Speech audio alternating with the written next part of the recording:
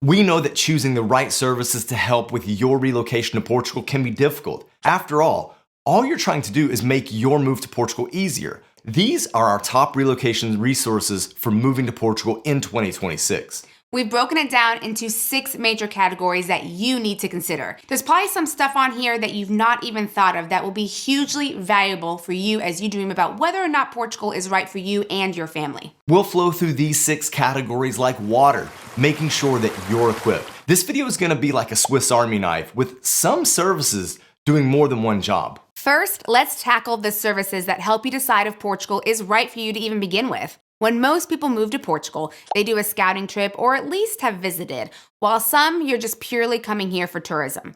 If it's for tourism, the Gaia-based driver Carlos from Last Parcel Tours is great. He's appropriately chatty, very knowledgeable, and has nice, comfy vehicles for tours around Portugal, especially if you're going to go to the Douro Valley, just in case you want to drink from some of the world's best vineyards.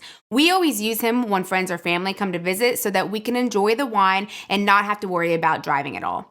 Carlos is a viewer of the channel and gives other viewers 10% off of his rates if you just mention Expats Everywhere. Okay, so what about those that want a more specialized scouting tour geared towards getting a glimpse of how and where expats really want to live? Well, there's 2 companies that we've used and we recommend for this: SavvyCat Realty and Movin. Movin's sweet spot is more around the Lisbon metro area, while SavvyCat Realty can handle all of continental Portugal. These 2 companies also check off a few other boxes later on though, so you'll hear about these names again. We've discussed how to see the country, but does Portugal work from a financial point of view?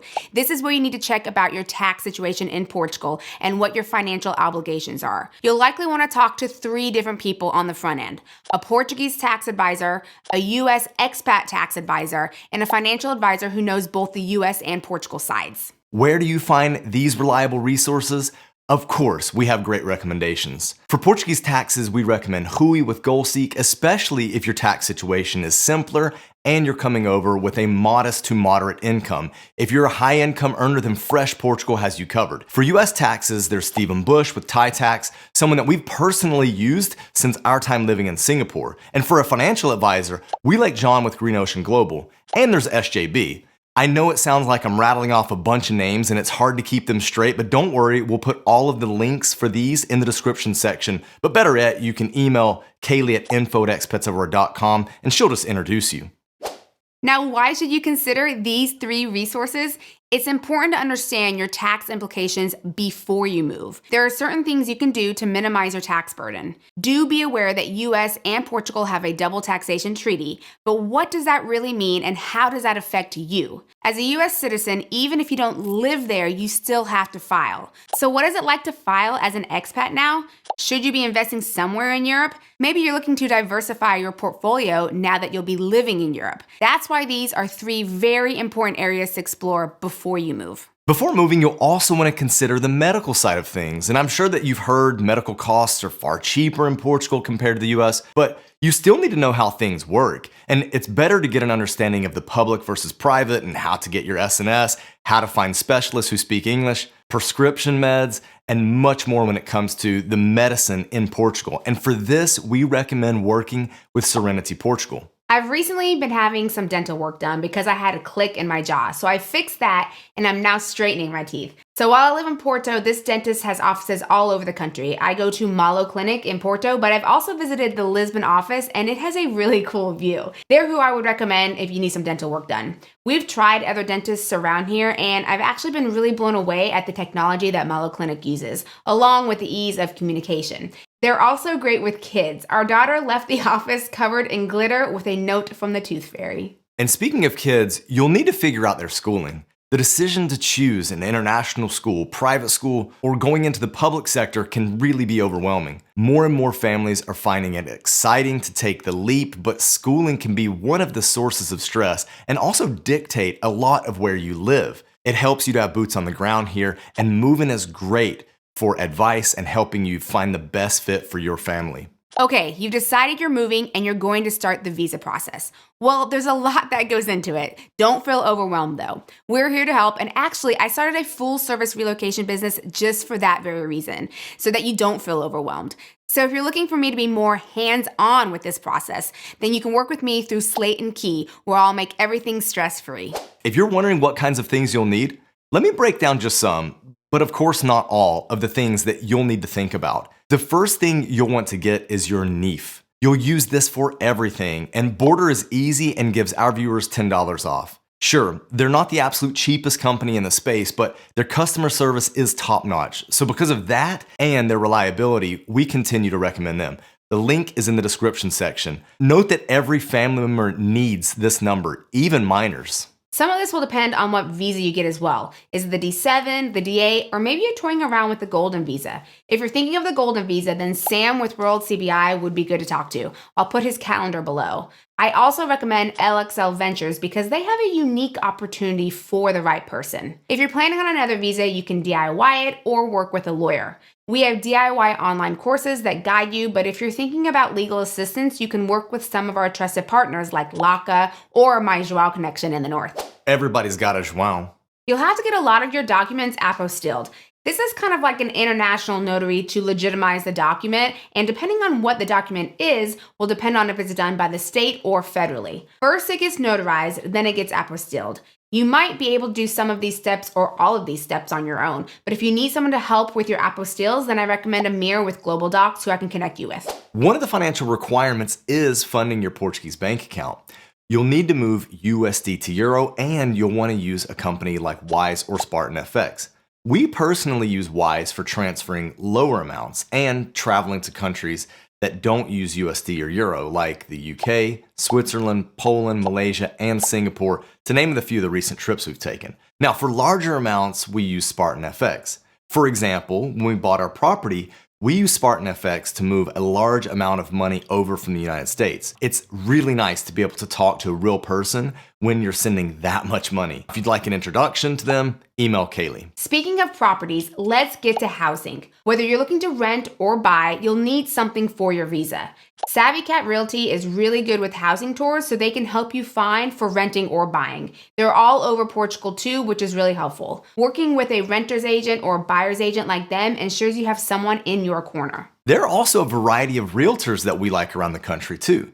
Shout out to Steve in the Lisbon area, and then a different Joao in the north, and then there's Nick in Algarve. We're happy to connect you, just let us know. Currently, interest rates are low, so it might make sense for you to get a mortgage. To see details for that, I recommend Rafael. He got us and several of our friends mortgages.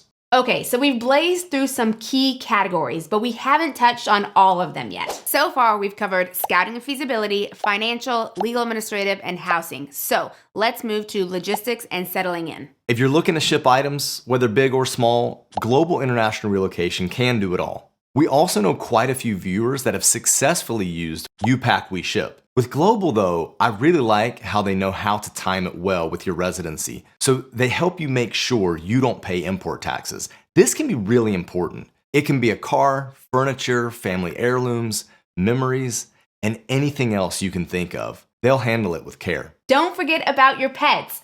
They can come too, and it's not as complicated as you might think. In fact, I did it for our little fur baby Pincho when we moved. He had a good retirement life in Portugal.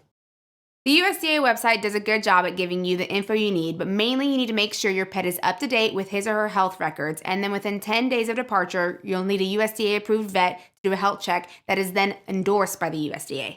I made a video about it that I'll put below, and you can also email me for my pet checklist. When it comes to transportation, you can hire a company to pick you up from the airport. Carlos, who we mentioned before, does this for Porto, and Dark Limo does this for Lisbon.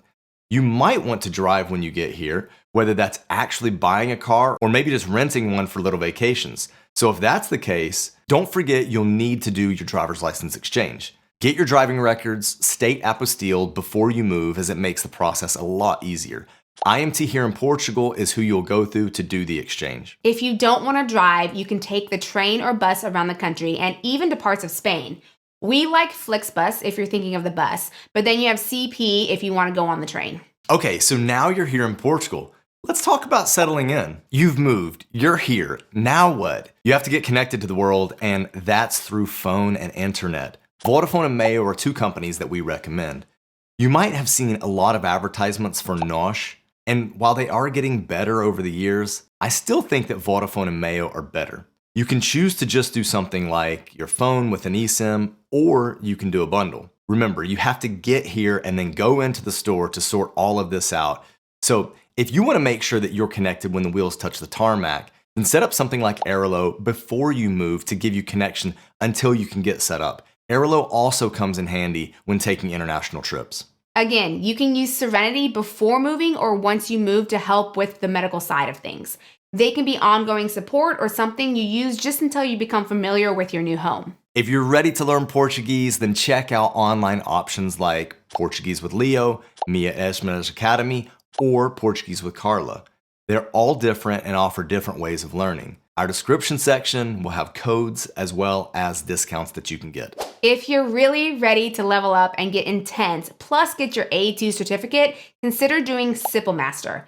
It's pricey, but wow, will you learn. Don't forget to tell them that Expats Everywhere sent you and get 15% off. Every little bit helps. Now that you're here in Portugal, check out Facebook and WhatsApp to get into groups and start building community. You can find all sorts of hobbies here and connect with others on that level. If you're a mom looking for a mom's group, there are plenty of those. If you like to hike, paint, surf, or whatever, you can find those groups too. Maybe you're just looking for a leisurely get together with some wine. We're in Portugal, so of course that exists. Some other apps that would be helpful to download are MBWay, your bank app, whether it's Millennium, Novo Banco, whatever, Google Translate, and Uber and Bolt, just to name a few. Yes, this can feel overwhelming, but with the right resources and help from people you trust, you got this. Just make sure you get recommendations from people who have used the service you're thinking about using. Unfortunately, I hear too many stories of people shelling out money to someone who just disappears, so be careful. We'll put all the links of everything we talked about in the description section, and make sure that you use those to get a variety of discounts that we can offer you. You can always email me at info@expatseverywhere.com so I can make intros for you and connect you with the right people. And if you want the full package and to work with me personally on everything you'll need for your move to Portugal, then email me at Kalie@slateandkey.com. Now, let's get moving. Bye.